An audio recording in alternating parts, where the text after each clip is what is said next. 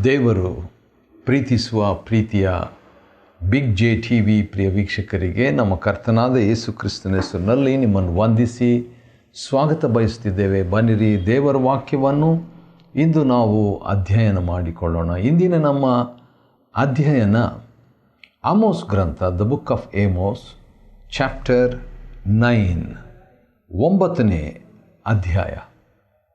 9ನೇ ಅಧ್ಯಾಯ ದೇವರ ವಾಕ್ಯದಲ್ಲಿ ಅಥವಾ ಆಮೋಸ್ ಗ್ರಂಥದಲ್ಲಿ ಸುಮಾರು 18 ವಿಷಯಗಳನ್ನು ನಾವು ನೋಡಿಕೊಳ್ಳಬಹುದು. ಅದರಲ್ಲಿ ಮೊದಲನೇದಾಗಿ 6 ನ್ಯಾಯ ತೀರ್ವಿಕೆಗಳನ್ನು ನೋಡ್ಬೋದು, 6 ಜಡ್ಜ್ಮೆಂಟ್ಸ್. ಅದಾದ ನಂತರ 12 ಆಶೀರ್ವಾದಗಳನ್ನು ಕೂಡ ನೋಡಿಕೊಳ್ಬೋದು. ಮೊದಲು ದೇವರು ತನ್ನ ತೀರ್ಪನ್ನು ತಿಳಿಸಿಬಿಟ್ಟು ಅನಂತರ ಆಶೀರ್ವಾದವನ್ನು ಕೂಡ ತಿಳಿಸ್ತಾರೆ. ಆಶ್ಚರ್ಯ ಏನಂತೇಳಿದ್ರೆ, 6 ನ್ಯಾಯ ತೀರುವಿಕೆಗಳು ಇದ್ದಲ್ಲಿ ಅದಕ್ಕಿಂತಲೂ 2ರಷ್ಟು ಅಂದರೆ 12 ಆಶೀರ್ವಾದಗಳನ್ನು ದೇವರು ಕೊಡುವುದಾಗಿ ವಾಗ್ದಾನ ಈ ಕೊನೆ ಅಧ್ಯಾಯದಲ್ಲಿ ಆಮೋಸ್ ಗ್ರಂಥದಲ್ಲಿ ಮಾಡುವಾತನಾಗಿದ್ದಾನೆ. 6 judgements and 12 blessings of god. ಒಂದೊಂದಾಗಿ ಈ 6 ನ್ಯಾಯ ತೀರ್ವಿಕೆಗಳು ಮತ್ತು 12 ಆಶೀರ್ವಾದಗಳನ್ನು ನೋಡೋಣ. ನೋಡ್ತಾ ಇರುವಾಗ ದೇವರಾತ್ಮನು ನಮಗೆ ತನ್ನ ಸಹಾಯವನ್ನು, ಬಲವನ್ನು, ಪ್ರಕಟಣೆಯನ್ನು, ಸಾನ್ನಿಧ್ಯವನ್ನು, ನಡೆಸುವಿಕೆಯನ್ನು, ಸಂಭಾಷಣೆಯನ್ನು ಒದಗಿಸಲಿ ಎಂಬುದಾಗಿ ಹಾರೈಸಿ ಮುಂದುವರಿಸಲಿಕ್ಕಿದ್ದೇವೆ. ಆಮೋಸ್ ಗ್ರಂಥ 9ನೇ ಅಧ್ಯಾಯ, the book of Amos, chapter 9. ಮೊದಲನೇ ವಚನ ಹೀಗಿದೆ: ಕರ್ತನು ಯಜ್ಞವೇದಿಯ ಪಕ್ಕದಲ್ಲಿ ನಿಂತಿರುವುದನ್ನು ಕಂಡೆನು. ಸುಮಾರು 44 ಸಾರಿ ಕರ್ತನು ಬೈಬಲ್ನಲ್ಲಿ ಕಾಣಿಸಿಕೊಳ್ಳುವುದನ್ನು ನೋಡ್ಬೋದು. ಯಾಕಂತೇಳಿದರೆ ಆತನು ಮರೆಯಾಗಿರುವ ದೇವರು ಅಂತ ಮಾತ್ರ ನಾವು ತಿಳ್ಕೊಳ್ಬಾರ್ದು. ಆತನು ತನ್ನನ್ನು ಪ್ರಕಟಿಸಿಕೊಳ್ಳುವ ದೇವರು ಆಗಿದ್ದಾರೆ. ಈ ಕಾರಣದಿಂದಲೇ 2000 ವರ್ಷಗಳ ಹಿಂದೆ ದೇವರು ಮಾನವ ರೂಪವನ್ನು ತಾಳಿ ಮಾನವನಾಗಿ ಈ ಭೂಮಿಗೆ ಬಂದು ತನ್ನನ್ನು ತೋರಿಸಿಕೊಂಡಂಥದ್ದು ಚರಿತ್ರೆ. ಸರಿ, ಆ ರೀತಿಯಾಗಿ ಕಾಣಿಸಿಕೊಂಡು ಅನಂತರ ದೇವರು ಮಾತನಾಡುವಾಗ ಪ್ರವಾದಿ ಹತ್ರ ಒಂದೊಂದು ಮಾತುಗಳು ಬಹಳ ಭಯಂಕರವಾದಂಥ ಮಾತುಗಳಾಗಿತ್ತು. ಅದು ನ್ಯಾಯ ತೀರ್ವಿಕೆಯ ಮಾತುಗಳಾಗಿತ್ತು. ಅದು ನಮಗೆ ತೆಗೆದುಕೊಳ್ಳಲಿಕ್ಕೆ ಆಗದಂಥ ಮಾತುಗಳಾಗಿದ್ವು. ನೋಡ್ರಿ, ಉದಾಹರಣೆಗೆ 6 ಬೇಗ ಹೇಳೋದಾದರೆ, ಮೊದಲನೇ ವಚನದಲ್ಲಿ ಸಂಹರಿಸುವೇನು, ಇದು ನ್ಯಾಯ ತೀರ್ಪು. 2ನೇ ವಚನದಲ್ಲಿ ಅವರನ್ನಿಳಿಸುವೇನು, 2ನೇ ನ್ಯಾಯ ತೀರ್ಪು. 3ನೇ ವಚನದಲ್ಲಿ 3ನೇ ನ್ಯಾಯ ತೀರ್ಪು, ಹಿಡಿದು ತರುವೇನು. 4ನೇ ವಚನದಲ್ಲಿ ನೋಡುವಾಗ 4ನೇ ಒಂದು ನ್ಯಾಯ ತೀರ್ಪು, ಕೇಡಿಗಾಗಿಯೇ ದೃಷ್ಟಿ ಇಡುವೇನು, ಕೇಡಿಗಾಗಿ. ಮತ್ತು ಹಾಗೆ ನೋಡೋದಾದರೆ 5ನೇ ಒಂದು ನ್ಯಾಯ ತೀರ್ಪು 8ನೇ ವಚನದಲ್ಲಿ ಇದೆ, ಪಾಪಮಯ ರಾಜ್ಯದ ಮೇಲೆ ದೃಷ್ಟಿ ಇಟ್ಟಿದ್ದೇನೆ. ದೇವರು ತೀರ್ಪಿಗಾಗಿ ದೃಷ್ಟಿ ಇಟ್ಟಿರುವಂಥ ಒಂದು ಹೇಳಿಕೆ. ಅದೇ 8ನೇ ವಚನ 9ನೇ ಅಧ್ಯಾಯ ಆಮೋಸ್ ಗ್ರಂಥ, ಆಮೋಸ್ 9, 8ನೇ ವಚನದಲ್ಲಿ 6ನೇ ನ್ಯಾಯ ತೀರ್ವಿಕೆ ನೋಡ್ತೇವೆ. ಅದೇನಂತೇಳಿದರೆ, ದೇವರು ಭೂಮಂಡಲದೊಳಗಿಂದ ನಾಶ ಮಾಡುವೇನು ಅದನ್ನು ಅಂತ ಹೇಳುವಾಗ ಪಾಪಮಯ ರಾಜ್ಯವನ್ನು ದೇವರು ಹೌದು ಅದು ಅನ್ಯರೇ ಆಗಿರ್ಬೋದು, ತನ್ನವರೇ ಆಗಿರ್ಬೋದು, ದೇವರು ನಾಶ ಮಾಡುವೇನು ಎಂಬುದಾಗಿ ಹೇಳಿಬಿಟ್ಟು 12 ಆಶೀರ್ವಾದಗಳನ್ನು ಕೂಡ ಕೊಡುವಾತನಾಗಿದ್ದಾನೆ. ವಾವ್! ನಾಶ ಮಾಡುವೇನು ಎಂಬುದಾಗಿ 8ನೇ ವಚನದಲ್ಲಿ, ಆಮೋಸ್ ಗ್ರಂಥ 9ನೇ ಅಧ್ಯಾಯದ 8ನೇ ವಚನದ ಹೇಳಿದ ಕೂಡಲೇ ಆದರೆ, ನಾಶ ಮಾಡುವೇನು, ಆದರೆ ಏನು? ಆದರೆ ಯಾಕೋಬಿನ ಮನೆತನವನ್ನು ಸಂಪೂರ್ಣವಾಗಿ ನಾಶ ಮಾಡೇನು. ನಾಶ ಮಾಡೋದಿಲ್ಲ, ನಾಶ ಮಾಡುವೆನು, ಸಂಪೂರ್ಣವಾಗಿ ನಾಶ ಮಾಡೇನು. ಇದು ಮೊದಲನೇ ಆಶೀರ್ವಾದ. ಇದು ಯೆಹೋವನ ನುಡಿ ಎಂಬುದಾಗಿ ನೋಡ್ತೇವೆ. ಎರಡನೆಯ ದೇವರ ಆಶೀರ್ವಾದ ಆಮೋಸ್ ಗ್ರಂಥದಲ್ಲಿ ಇರುವಂಥದ್ದು ಭಾಳ ಸೂಕ್ತವಾದದ್ದು, ಪ್ರಕಟಣೆಯುಳ್ಳದ್ದು, ಆಧ್ಯಾತ್ಮಿಕವಾದದ್ದು, ಅನುಪಮವಾದದ್ದು ಕೂಡ. ಯಾಕಂದರೆ 9ನೇ ಅಧ್ಯಾಯ ಆಮೋಸ್ ಗ್ರಂಥ 11ನೇ ವಚನದ ಬಗ್ಗೆ ಆ್ಯಲನ್ ವಿನ್ಸೆಂಟ್ ಎಂಬಂಥ ದೇವರ ದಾಸರು ಒಂದು ಸರಿ ಮಾತನಾಡಿದಾಗ ಬೆಂಗಳೂರಿನಲ್ಲಿ ಬಹುಶಃ ಇಡೀ ದಿನ ಅದರ ಬಗ್ಗೆ ಮಾತಾಡಿದರು, ಅಥವಾ 2 ದಿನ ಮಾತಾಡಿದರು. ಮಾತಾಡುವಾಗ ಅತ್ಯಂತ ಆಶೀರ್ವಾದದಾಯಕವಾಗಿತ್ತು. ಅದೇನಂತ ಹೇಳಿದರೆ ದಾವಿದನ ಗುಡಾರ ಎಂಬ ವಿಷಯ. 9:11 ಆ ದಿನದಲ್ಲಿ ನಾನು ದಾವಿದನ ಬಿದ್ದು ಹೋಗಿರುವ ಗುಡಿಸಲನ್ನು ಅಥವಾ ಗುಡಾರವನ್ನು ಎತ್ತಿ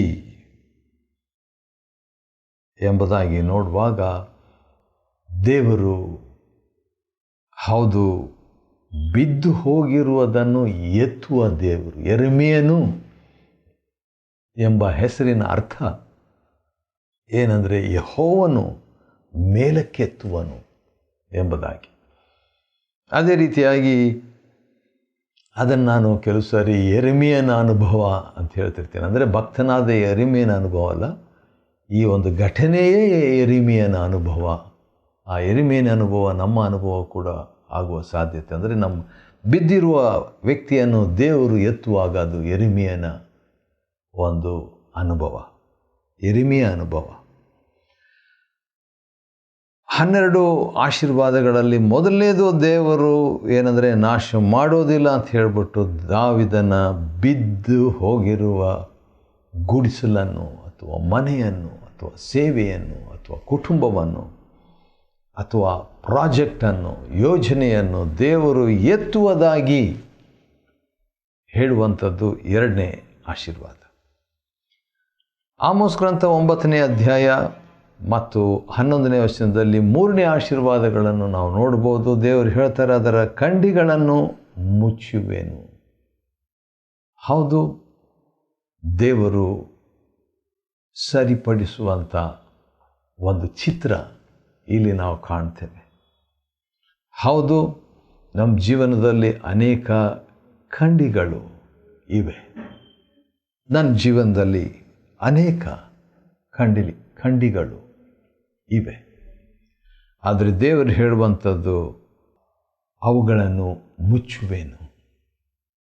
ದೇವರು ಮುಚ್ಚಿದಾಗ ಅದು ಭಾಳ ಫ್ರೆಶ್ ಆಗಿರ್ತದೆ, ಹೊಸದಾಗಿರ್ತದೆ, ಚೆನ್ನಾಗಿರ್ತದೆ, ಸುಂದರವಾಗಿರ್ತದೆ. ಆದ ಕಾರಣ ಇದು 3ನೇ ಆಶೀರ್ವಾದವಾಗಿದೆ. ಸರಿ, ಹಾಗೆ ನಾವು ಮುಂದೆ ನೋಡುವಾಗ 9ನೇ ಅಧ್ಯಾಯ 12ನೇ ವಚನ ಆಮೋಸ್ ಗ್ರಂಥದಲ್ಲಿ ದೇವರು ಹೇಳುವಂಥ ಒಂದು ಮಾತು ಏನಂತ ಹೇಳಿದರೆ, ನನ್ನ ಜನರು ನೋಡ್ರಿ, ದೇವರು 6 ನ್ಯಾಯ ತೀರ್ವಿಕೆಯ ಮಾತುಗಳನ್ನು ಆಡಿದ್ದಾಗ್ಯೂ ಈಗ ನನ್ನ ಜನರು ಎಂಬುದಾಗಿ ಹೇಳಿಬಿಟ್ಟು, ಅಥವಾ ಯೆಹೋವನ ಪ್ರಜೆ ಎಂಬುದಾಗಿ ಹೇಳಿಬಿಟ್ಟು ದೇವರು ಸ್ವಾಧೀನ ಮಾಡಿಕೊಳ್ಳುವ ಹಾಗೆ ಮಾಡ್ತಾರಂತೆ. ಹಾಗಾದರೆ ಸ್ವಾಧೀನತೆ, ಪೊಸೆಸ್ಸಿಂಗ್ ಎಕ್ಸ್ಪೀರಿಯನ್ಸ್. ಅದು ಕೂಡ ದೇವರು ಕೊಡುವ ಆಶೀರ್ವಾದ. ಮತ್ತು ಹಾಗೆ ಮುಂದುವರಿಯುವಾಗ 9:12 ಎರಡನೇ ಭಾಗ ಈ ರೀತಿಯಾಗಿದೆ: ಸ್ವಾಧೀನ ಮಾಡಿಕೊಳ್ಳುವ ಹಾಗೆ ಹಾಳಾದದ್ದನ್ನು ನಾನು ನಿಲ್ಲಿಸಿ. ವಾವ್! ಅದೊಬ್ಬ ವ್ಯಕ್ತಿಯನ್ನೇ ತೆಗೆದುಕೊಳ್ಳಿ. ಹಾಳಾದಂಥ ದಾವೀದನನ್ನು ನಿಲ್ಲಿಸಿ. ಪ್ರವಾದಿಯಾದ ನಾಥಾನನ ಮುಖಾಂತರವಾಗಿ ಆ ರಾಜನನ್ನು ನಿಲ್ಲಿಸುವಂತೆ ಮಾಡಿದ ದಾವೀದನ ಜೀವನದಲ್ಲಿ. ಅದೇ ರೀತಿಯಾಗಿ ದಾವೀದನ ಗುಡಿಸಲು, ದಾವೀದನ ಬಿಡಾರ ಎಂಬಂಥ ನಮ್ಮ ವೈಯಕ್ತಿಕ ಜೀವನ, ವೈಯಕ್ತಿಕ ಸೇವೆ, ವೈಯಕ್ತಿಕ ಅಥವಾ ಕೌಟುಂಬಿಕ ಜೀವನ, ಇವುಗಳನ್ನು ದೇವರು ಹಾಳಾದದ್ದನ್ನು ನಾನು ನಿಲ್ಲಿಸ್ತೇನೆ ಎಂಬುದಾಗಿ ಮಾತು ಕೊಡ್ತಾ ಇದ್ದಾರೆ, ವಾಗ್ದಾನ ಮಾಡ್ತಾ ಇದ್ದಾರೆ. ಆತನ ನಾಮಕ್ಕೆ ಸ್ತೋತ್ರವಾಗಲಿ. 9ನೇ ಅಧ್ಯಾಯ 12ನೇ ವಚನದ ಕೊನೆ ಭಾಗದಲ್ಲಿ ಇನ್ನೂ ಕೆಲವು ಸಂಗತಿಗಳಿದೆ, ಅದನ್ನು ನಾವು ನೋಡ್ಕೊಳ್ಬೇಕಾದೇನಂತ ಹೇಳಿದರೆ, ಪೂರ್ವಕಾಲದಲ್ಲಿದ್ದಂತೆ ಅದನ್ನು ತಿರುಗಿ ಕಟ್ಟಿಸುವೆನು. ವಾವ್! ಪೂರ್ವಕಾಲದಲ್ಲಿ ಮಹಿಮೆಯುಳ್ಳದ್ದಾಗಿತ್ತು. ಆ ಕಾಲದಲ್ಲಿ ಅಂತ ಹೇಳಿಬಿಟ್ಟು ನಾವು ನೋಡುವಾಗ, ಆ ಕಾಲದಲ್ಲಿ ಬಂಗಾರ ಎಲ್ಲವೂ ಕಡಿಮೆ ಬೆಲೆ ಇತ್ತು, ಅಪ್ಪಟವಾಗಿತ್ತು ಮತ್ತು ಅಂದವಾಗಿತ್ತು. ಮಿಶ್ರವಾಗಿರಲಿಲ್ಲ, ಮಿಕ್ಸ್ಡ್ ಇರಲಿಲ್ಲ. ಆದರೆ ಇಂದು ನಾವು ನೋಡುವಾಗ 9ನೇ ಅಧ್ಯಾಯದ 12ನೇ ವಚನದ ಕೊನೆ ಭಾಗದಲ್ಲಿ ದೇವರು ಹೇಳುವಂಥ 6ನೇ ಆಶೀರ್ವಾದ ಏನಂದರೆ, ಪೂರ್ವಕಾಲದಲ್ಲಿದ್ದಂತೆ ನಾನು ತಿರುಗಿ ಕಟ್ಟಿಸುವೆನು. ವಾವ್! ಸರಿ, 7ನೇ ಒಂದು ಆಶೀರ್ವಾದವನ್ನು ನಾವು ನೋಡುವಾಗ 12ನೇ ವಚನದ ಕೊನೆ ಭಾಗದಲ್ಲಿ ಇದೆ, ಈ ಕಾರ್ಯಗಳನ್ನು ನೆರವೇರಿಸುವ ಯೆಹೋವನು ನುಡಿದಿದ್ದಾನೆ. ಅಂದರೆ ದೇವರು ಅದನ್ನು ನಾನು ಮಾಡಿಕೊಡ್ತೀನಿ. ಇದನ್ನೆಲ್ಲ ಹೇಳಿದ್ದು ಯಾರು? ದೇವರೇ. ಹಾಗಾದರೆ ನಾನೇ ಮಾಡ್ತೀನಂತ ಗ್ಯಾರಂಟಿ, ಜವಾಬ್ದಾರಿಕೆ, ಹೊಣೆ ದೇವರು ತಗೊಳ್ತಿದ್ದಾರೆ. 8ನೇ ಆಶೀರ್ವಾದ ಬನ್ನಿ ನೋಡೋಣ. 9ನೇ ಅಧ್ಯಾಯ 14ನೇ ವಚನ ಆಮೋಸ್ ಗ್ರಂಥದಲ್ಲಿದೆ. ಅದೇನೆಂದರೆ, ನಾನು ನನ್ನ ಜನರಾದ ಇಸ್ರಾಯೇಲ್ರ ದುರವಸ್ಥೆಯನ್ನು ತಪ್ಪಿಸುವೆನು. ಇನ್ನೊಂದು ಆಶೀರ್ವಾದ, 8ನೇ ಆಶೀರ್ವಾದ, ದುರವಸ್ಥೆ ತಪ್ಪಿಸುವುದು. ದುರವಸ್ಥೆ, ಕೆಟ್ಟದಾದ ಅವಸ್ಥೆ, ಅದನ್ನು ದೇವರು ತಪ್ಪಿಸುವುದಾಗಿ ವಾಗ್ದಾನ ಮಾಡಿದ್ದಾನೆ. ಆತನ ನಾಮಕ್ಕೆ ಸ್ತೋತ್ರವಾಗಲಿ. ಮುಂದೆ 14ನೇ ವಚನದಲ್ಲಿ 2ನೇ ಭಾಗ ನೋಡುವಾಗ ದೇವರು ಇನ್ನೊಂದು ಆಶೀರ್ವಾದವನ್ನು ವ್ಯಕ್ತಪಡಿಸಿದ್ದಾರೆ. ಅದೇನಂತ ಹೇಳಿದರೆ, ಪುನಃ ಕಟ್ಟಿ ವಾಸಿಸುವ ಆಶೀರ್ವಾದ. ಹೌದು, ಹಾಳು ಬಿದ್ದ ಪಟ್ಟಣಗಳನ್ನು ಪುನಃ ದೇವರು ಕಟ್ಟುವುದಾಗಿ ಹೇಳಿರುವಾಗ ಅಲ್ಲಿ ವಾಸಿಸುವಂಥ ಒಂದು ಸ್ಟೆಬಿಲಿಟಿ, ಸ್ಥಿರತೆಯನ್ನು ದೇವರು ತರುವುದಾಗಿ ಈ ಚಿತ್ರ, ಈ ವಾಕ್ಯ ಚಿತ್ರೀಕರಿಸುತ್ತದೆ. ಅನಂತರ ನೋಡುವಾಗ ಇನ್ನೊಂದು ಆಶೀರ್ವಾದ, ಅದೇನಂತೇಳಿದರೆ ಒದಗಿಸುವ ಆಶೀರ್ವಾದ. ಯಾಕಂತೇಳಿದರೆ, ದ್ರಾಕ್ಷಿ ತೋಟಗಳನ್ನು ಮಾಡಿಕೊಂಡು ದ್ರಾಕ್ಷಾರಸವನ್ನು ಕುಡಿಯುವರು ಮತ್ತು ಫಲವೃಕ್ಷಗಳನ್ನು ಬೆಳೆಸೋದು ಮತ್ತು ಅವುಗಳ ಹಣ್ಣುಗಳನ್ನು ತಿನ್ನುವುದು, ಇವೆಲ್ಲ ನೋಡುವಾಗ ಅಗತ್ಯತೆ ಒದಗಿಸುವ ಆಶೀರ್ವಾದ, ಅನುದಿನದ ಅಗತ್ಯತೆ, ಇವೆಲ್ಲ ನಮ್ಗೆ ಬೇಕು. ಅದನ್ನು ದೇವರು ಕೊಡುವುದಾಗಿ ವಾಗ್ದಾನ ಆಮೋಸ್ ಗ್ರಂಥದಲ್ಲಿ ಮಾಡಿರುವ ಆತನಾಗಿದ್ದಾನೆ. ಆತನ ನಾಮಕ್ಕೆ ಸ್ತೋತ್ರವಾಗಲಿ. 15ನೇ ವಚನ 9:15ರಲ್ಲಿ ದೇವರು ಇನ್ನೊಂದು ಆಶೀರ್ವಾದವನ್ನು ಸ್ಪಷ್ಟಪಡಿಸ್ತಿದ್ದಾರೆ. ನಾನು ಅವರನ್ನು ಸ್ವದೇಶದಲ್ಲಿ ನೆಲೆಗೊಳಿಸುವೆನು. ವಾವ್! ಹೌದು, ಇಸ್ರಾಯೇಲರ ಚರಿತ್ರೆಯಲ್ಲಿ ನೋಡುವಾಗ ಅವರು ದೇವರಿಂದ ಆಯ್ಕೆಯಾದಂಥವರು, ದೇವರಿಂದ ನಡೆಸಲ್ಪಟ್ಟಂಥವರು, ದೇವರಿಂದ ಒದಗಿಸಲ್ಪಟ್ಟಂಥವರು, ಆದರೆ ದೇವರಿಂದ ದೂರ ಕೂಡ ಹೋದಂಥವರು, ದೇವರನ್ನು ಬಿಟ್ಟವರಾಗಿದ್ದರು, ದೇವರ ಒಡಂಬಡಿಕೆಯನ್ನು ಮುರಿದವರಾಗಿದ್ದರು. ಹಾಗಿದ್ದಾಗಿಯೂ ಕೂಡ ದೇವರು ಅವರನ್ನು ಶಿಕ್ಷಿಸಿ ಚದುರಿಸಿ ಪುನಃ ಅವರನ್ನು ಸ್ವದೇಶದಲ್ಲಿ ನೆಲೆಗೊಳಿಸಿದರು. ಆ ರೀತಿಯಾಗಿ ನಮಗೂ ಕೂಡ ಮಾಡುವ ದೇವರು ನಮಗಿದ್ದಾರೆ. ಇದನ್ನು ಹೇಗೆ ಹೇಳ್ತೀನಿ ಅಂತ ಹೇಳಿದರೆ, ರೋಮ ಪತ್ರಿಕೆಯಲ್ಲಿ ಈ ರೀತಿಯಾಗಿ ಒಂದು ಮಾತಿರುವಂಥದ್ದನ್ನು ಓದಿಕೊಳ್ಳಬಹುದು. ನಾನು ಓದಲಿಕ್ಕೆ ಇಷ್ಟಪಡ್ತೇನೆ. ಅದೇನಂತ ಹೇಳಿದರೆ, ರೋಮ 15 ಮತ್ತು 4ನೇ ವಚನದಲ್ಲಿ ದೇವರು ಹೇಳುವಂಥದ್ದು, ಪೂರ್ವದಲ್ಲಿ ಬರೆದದ್ದೆಲ್ಲ, ಅಂದರೆ ಹಳೆ ಒಡಂಬಡಿಕೆಯಲ್ಲಿ ಬರೆದದ್ದೆಲ್ಲ, ಪೂರ್ವದಲ್ಲಿ ಬರೆದದ್ದೆಲ್ಲ ನಮ್ಮನ್ನು ಉಪದೇಶಿಸುವುದಕ್ಕಾಗಿ. ಹಾಗಾದರೆ ಉಪದೇಶ, ಆಮೋಸ್ ಗ್ರಂಥ ನನಗೆ ಉಪದೇಶ, ಅದಕ್ಕಾಗಿಯೇ ಬರೆಯಲ್ಪಟ್ಟಿತ್ತು. ಏನು ಎಂಥ ಉಪದೇಶ? ನಾವು ಈಗ ಓದಿದ್ವಿ. ಸ್ಥಿರಚಿತ್ತವನ್ನು 1, ಆಧರಣೆಯನ್ನು 2, ರಕ್ಷಣೆಯ ನಿರೀಕ್ಷೆಯನ್ನು ಹೊಂದಿದವರಾಗಿರುವಂತೆ ಹಳೆ ಒಡಂಬಡಿಕೆ ದೇವರು ಬರೆದರು. ಸರಿ, ಹಾಗಾದರೆ ನಾವು ನೋಡುವ ಆಶೀರ್ವಾದಗಳು, 12 ಆಶೀರ್ವಾದಗಳು ದೇವರು ಆಮೋಸ್ ಮುಖಾಂತರವಾಗಿ ಕೊನೆಯ ಅಧ್ಯಾಯದಲ್ಲಿ ದೇವ ಜನರಿಗೆ ಕೊಡುವಾತನಾಗಿದ್ದಾನೆ. ಅದರಲ್ಲಿ ಇನ್ನೊಂದು ವಿಷಯ ನಾವು ನೋಡಿಕೊಳ್ಬೇಕು. ಅದೇನಂತ ಹೇಳಿದರೆ, ಸ್ವದೇಶದಲ್ಲಿ ಹೌದು ನೆಲೆಗೊಳಿಸ್ತಾರೆ, ಆದರೆ ಅದೇ 15ನೇ ವಚನದ 2ನೇ ಭಾಗದಲ್ಲಿ ಅವರಿಗೆ ನಾನು ದಯಪಾಲಿಸಿದ ಸೀಮೆಯೊಳಗಿಂದ ಇನ್ನು ಮುಂದೆ ಯಾರೂ ಅವರನ್ನು ಕಿತ್ತು ಹಾಕರು. ವಾವ್! ಅಂದರೆ ಇದು ಯಾವುದನ್ನು ಸೂಚಿಸುವಂಥದ್ದಾಗಿದೆ ಅಂದರೆ, ಒಂದು ಮರ ಯಾವ ರೀತಿಯಾಗಿ ಒಂದು ಕಡೆ ಅದು ಬೆಳೆದು ಬಿಟ್ಟರೆ ಬೇರೂರಿ ಇರುವಂಥದ್ದು, ಅದನ್ನು ಕಿತ್ತು ಹಾಕೋದಕ್ಕೆ ಸಾಧ್ಯ ಇಲ್ಲ. ಒಂದು ವೇಳೆ ಅದು ಗಿಡವಾಗಿದ್ದಾಗ, ಸಣ್ಣ ಗಿಡವಾಗಿದ್ದಾಗ ಅದನ್ನು ಕಿತ್ತು ಹಾಕ್ಬೋದು, ಆದರೆ ಮರವಾಗಿ ಬೇರೂರಿ ನೆಲೆಗೊಂಡಿರುವಾಗ ಅದನ್ನು ಕಿತ್ತು ಹಾಕುವುದಕ್ಕೆ ಸಾಧ್ಯವಿಲ್ಲ. ಯಾರು ಇನ್ನು ಮುಂದೆ ಯಾರು ಕೂಡ ಅದನ್ನು ಕಿತ್ತು ಹಾಕರು ಎಂಬುದಾಗಿ ದೇವರು ಹೇಳ್ತಾರೆ.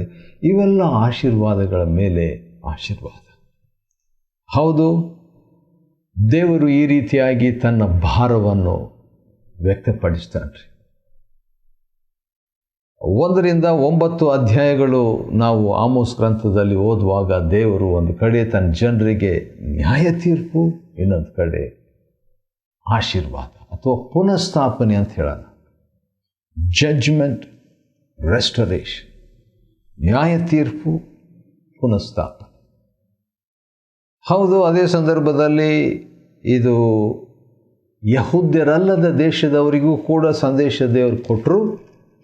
ಅದನ್ನು 1ನೇ ಅಧ್ಯಾಯದಲ್ಲಿ ನಾವು ನೋಡಬಹುದು. ಏನಂತ ಹೇಳ್ಬಿಟ್ಟು, ದಮಸ್ಕದ ಬಗ್ಗೆ, ಗಾಜದ ಬಗ್ಗೆ, ಥೂರ್ ಬಗ್ಗೆ, ಏದೋಮ್ ಬಗ್ಗೆ, ಅಮ್ಮೋನಿಯರ ಬಗ್ಗೆ, ಮೋವಾಬ್ ಬಗ್ಗೆ ಹೇಳಿಬಿಟ್ಟು, ಯಹೂದದ ಬಗ್ಗೆಯೂ ಇಸ್ರಾಯೇಲ್ ಬಗ್ಗೆ ಕೂಡ ದೇವರು ಹೇಳಿಬಿಟ್ಟು, ದೇವರು ತನ್ನ ಜನರನ್ನು ಪುನಃ ಸ್ಥಾಪಿಸುವುದಾಗಿ ಹೇಳುವಂಥ ಮಾತು ಭಾಳ ಚೆನ್ನಾಗಿದೆ. ಅದನ್ನು ಹೇಳಬೇಕಾದರೆ, ಹೌದು, ಗಾಯ ಮಾಡಿದ್ದ ಹಸ್ತ ಆತನದೇ, ಗಾಯ ಕಟ್ಟುವ ಹಸ್ತವು ಆತನದೇ. ಯಾವ ರೀತಿಯಾಗಿ ಒಬ್ಬ ಶಸ್ತ್ರಚಿಕಿತ್ಸಕನು, ಒಬ್ಬ ಸರ್ಜನ್, ಒಬ್ಬ ವ್ಯಕ್ತಿಯಲ್ಲಿ ಇರುವಂಥ ಕ್ಯಾನ್ಸರನ್ನು ತೆಗೆಯುವಂತೆ ಆತನು ಕೊಯ್ದು ಹಣ್ಣು ಮಾಡಿ ಅಥವಾ ಅದನ್ನು ಒಂದು ರಸಾಯನ ಅನುಭವಕ್ಕೆ ಒಳಪಡಿಸಿ ಅದನ್ನು ತೆಗೆದು ಹಾಕಿ ಮತ್ತೆ ಆತನು ಗಾಯ ಕಟ್ಟುವ ಆತನಾಗಿದ್ದಾನೆ. ಆ ರೀತಿಯಾಗಿ ದೇವರು ಸ್ವಲ್ಪ ಮಟ್ಟಿಗೆ ತನ್ನ ಜನರಿಗೆ ಮಾಡುವುದನ್ನು ಆಮೋಸ್ ಗ್ರಂಥದಲ್ಲಿ ನಾವು ನೋಡ್ತೀವಿ. ಅದೇ ಆತನ ಭಾರವಾಗಿತ್ತು. ಆಮೋಸ್ ಗ್ರಂಥ 9ನೇ ಅಧ್ಯಾಯವನ್ನು ಅಧ್ಯಯನ ಮಾಡಿಕೊಳ್ಳುವಂತೆ ದೇವರು ಕೊಟ್ಟ ಕೃಪೆಗಾಗಿ ಆತನ ಸ್ತೋತ್ರವಾಗಲಿ. ದೇವರು ನಿಮ್ಮನ್ನು ಆಶೀರ್ವದಿಸಲಿ.